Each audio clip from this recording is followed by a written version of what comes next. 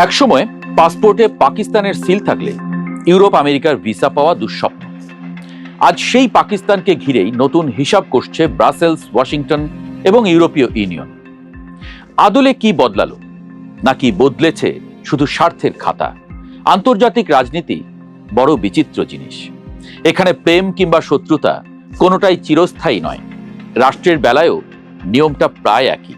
পার্থক্য শুধু চায়ের কাপের বদলে এখানে থাকে অস্ত্র চুক্তি, বাণিজ্য চুক্তি আর নিরাপত্তা সহযোগিতার মোটা মোটা নথি।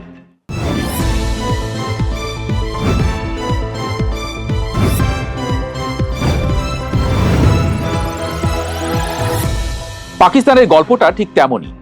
একসময় এমন দিন ছিল যখন কারো পাসপোর্টে পাকিস্তানের ভিসার সিল দেখলে পশ্চিমা দূতাবাসের কর্মকর্তারা এমন মুখ করতেন যেন পাসপোর্টের ভাঁজের ভেতর থেকে এখনই কোনো জঙ্গি সংগঠনের সদস্য পদ বেরিয়ে আসবে। ৯০-এর দশক থেকে শুরু করে একবিংশ শতাব্দীর শুরুর দিকে পাকিস্তান ছিল যুদ্ধ, অস্থিরতা, সামরিক টানাপোড়েন এবং সন্ত্রাসবাদের অভিযোগে জর্জরিত এক ভূখণ্ড। আন্তর্জাতিক সংবাদ মাধ্যমে পাকিস্তানের নাম উচ্চারিত হতো এমনভাবে যেন সেটি কোনো দেশই নয়, বরং একটি নিরাপত্তা সতর্কবার্তা। সেই সময় পাকিস্তান ভ্রমণের সিল পাসপোর্টে থাকলে ইউরোপ কিংবা আমেরিকার ভিসা পাওয়া অনেক ক্ষেত্রেই কঠিন হয়ে উঠত। সাধারণ পর্যটকের কাছেও পাকিস্তান ছিল এক ধরনের আতঙ্কের নাম। আজ যে পাকিস্তানকে পশ্চিমা বিশ্ব নতুন করে গুরুত্ব দিচ্ছে, তার পেছনে রয়েছে একাধিক কৌশলগত বাস্তবতা। দক্ষিণ ও মধ্য এশিয়ার সংযোগস্থলে পাকিস্তানের ভৌগোলিক অবস্থান এমন যে তাকে উপেক্ষা করা পশ্চিমাদের জন্য ক্রমশ অসম্ভব হয়ে উঠেছে। আফগানিস্তান থেকে মার্কিন ও নেটো বাহিনীর প্রত্যাহারের পর এই বাস্তবতা আরও স্পষ্ট হয়েছে। আঞ্চলিক নিরাপত্তা, গোয়েন্দা তথ্য আদান প্রদান এবং সীমান্তবর্তী জঙ্গিবাদ মোকাবেলায় পাকিস্তান হঠাৎ করেই আবার প্রয়োজনীয় হয়ে উঠেছে।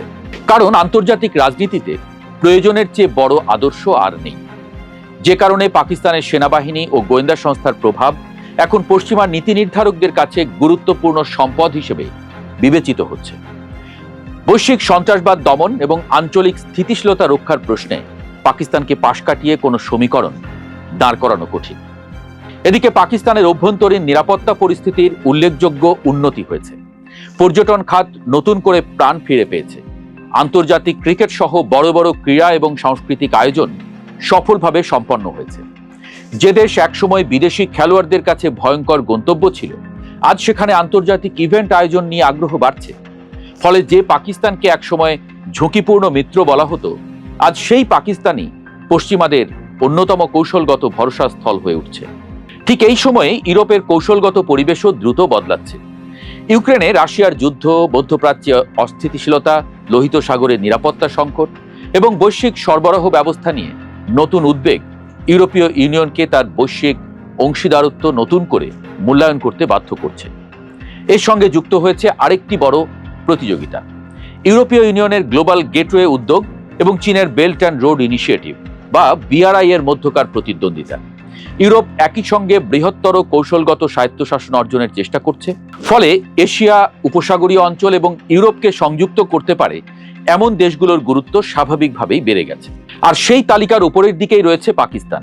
ফলে পাকিস্তানকে এখন আর কেবল মানবাধিকার, সুশাসন কিংবা বাণিজ্যিক সুবিধার চশমা দিয়ে দেখা হচ্ছে না, তাকে দেখা হচ্ছে বৃহত্তর ভূরাজনৈতিক দাবার বোর্ডের একটি গুরুত্বপূর্ণ ঘুঁটি হিসেবে। সম্প্রতি পাকিস্তানের উপপ্রধানমন্ত্রী ও পররাষ্ট্রমন্ত্রী ইসহাক দার এবং ইউরোপীয় ইউনিয়নের পররাষ্ট্র ও নিরাপত্তা নীতি বিষয়ক হাই রিপ্রেজেন্টেটিভ কাজা কালাসের বৈঠক, সেই সঙ্গে ইসলামাবাদে অনুষ্ঠিত ৮ম পাকিস্তান EU কৌশলগত সংলাপ এই পরিবর্তনের ইঙ্গিত দিয়েছে। দুই পক্ষের সম্পর্ক ধীরে ধীরে অর্থনৈতিক অংশীদারত্বের গণ্ডি পেরিয়ে কৌশলগত অংশীদারত্বের দিকে এগিয়ে যাচ্ছে। অবশ্য অর্থনীতিও এখানে বড় ভূমিকা রাখছে। ইউরোপীয় ইউনিয়ন এখনো পাকিস্তানের সবচেয়ে বড় রপ্তানি গন্তব্য। দুই পক্ষের অর্থনৈতিক সম্পর্কের ভিত্তি হয়ে আছে generalised scheme of preferences plus বা GSP। এই সুবিধার ফলে পাকিস্তান ইউরোপের বাজারে অগ্রাধিকারমূলক প্রবেশাধিকার পেয়েছে। এর মাধ্যমে রপ্তানি নির্ভর শিল্প শক্তিশালী হয়েছে, কর্মসংস্থান বেড়েছে এবং শ্রম অধিকার, পরিবেশ সুরক্ষা ও সুশাসন সংক্রান্ত আন্তর্জাতিক সনদ বাস্তবায়নে উৎসাহ সৃষ্টি হয়েছে। তবে এখন GSP প্লাস আর পুরো সম্পর্কের সংজ্ঞা নির্ধারণ করে না। ইউরোপ যখন সরবরাহ ব্যবস্থায় বৈচিত্র্য আনছে, গ্লোবাল গেটওয়ের মাধ্যমে যোগাযোগ সম্প্রসারণ করছে এবং ইন্দো প্যাসিফিক, দক্ষিণ এশিয়া ও উপসাগরীয় অঞ্চলে সম্পৃক্ততা বাড়াচ্ছে, তখন পাকিস্তানের কৌশলগত অবস্থান আরও গুরুত্বপূর্ণ হয়ে উঠছে। দক্ষিণ এশিয়া, মধ্য এশিয়া, মধ্যপ্রাচ্য এবং আরব সাগরের সংযোগস্থলে অবস্থান করার কারণে পাকিস্তান আঞ্চলিক বাণিজ্য, জ্বালানি করিডোর, সামুদ্রিক নিরাপত্তা এবং যোগাযোগ নেটওয়ার্কে একটি কেন্দ্রীয় অবস্থান ধরে রেখেছে। ইউরোপের ইন্দো প্যাসিফিক কৌশলে ভারতের সঙ্গে সম্পর্ক গুরুত্বপূর্ণ হলেও ব্রাসেলস এখন বুঝতে শুরু করেছে যে দক্ষিণ এশিয়াকে কেবল এক দেশের চোখ দিয়ে দেখা যায় না। আঞ্চলিক স্থিতিশীলতা নিশ্চিত করতে এবং কূটনৈতিক বিকল্প বিস্তৃত রাখতে পাকিস্তানের সঙ্গে গঠনমূলক সম্পৃক্ততাও সমান জরুরি। ফলে পাকিস্তান ইইউ আলোচনার বিষয়বস্তু এখন শুধু বাণিজ্য বা বিনিয়োগ নয়, জলবায়ু সহনশীলতা, শিক্ষা, অভিবাসন, ডিজিটাল সহযোগিতা, আঞ্চলিক কূটনীতি, মধ্যপ্রাচ্যের অস্থিতিশীলতা, লোহিত সাগরের সামুদ্রিক নিরাপত্তা এবং বৈশ্বিক সরবরাহ ব্যবস্থার স্থিতিশীলতাও এখন আলোচনার অংশ। অবশ্য সম্পর্কের পথে বিতর্কও আছে।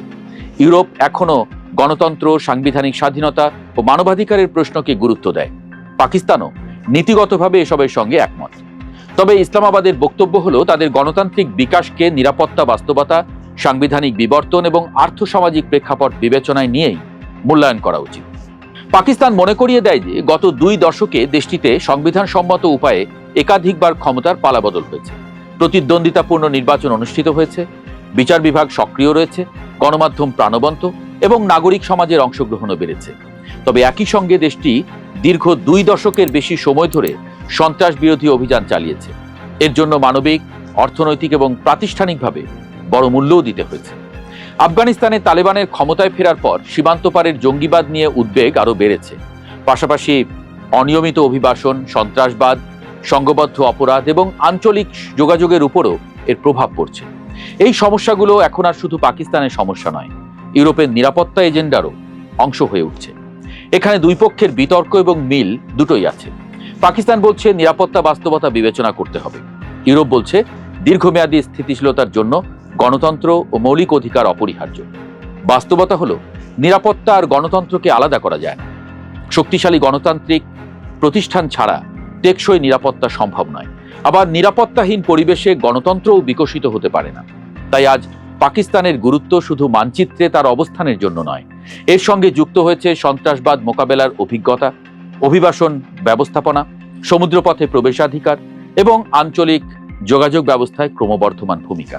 ইউরোপ যদি এখনো পাকিস্তানকে শুধু জিএসপি শর্ত পূরণের খাতায় বন্দী করে রাখে, তাহলে বৃহত্তর ভূরাজনৈতিক বাস্তবতায় দেশটি যে ভূমিকা রাখতে পারে তা অদেখাই থেকে যাবে।